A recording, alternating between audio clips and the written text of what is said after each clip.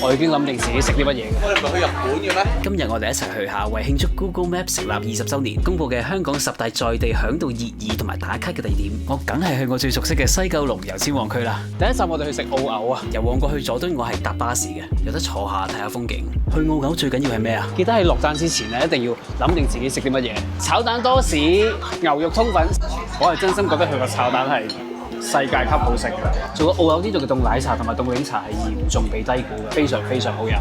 下一站係西九文化區，有得睇 show，有香港故宮文化博物館。而喺西九，我最 enjoy 嘅就係呢一片免費嘅草地，仲有無敵嘅維港景，可以再去埋 M+ 睇展覽。今日見啊，我仲睇到畢加索嘅真跡。睇完就差唔多夜晚噶啦，晚餐食10大榜入邊嘅添好運。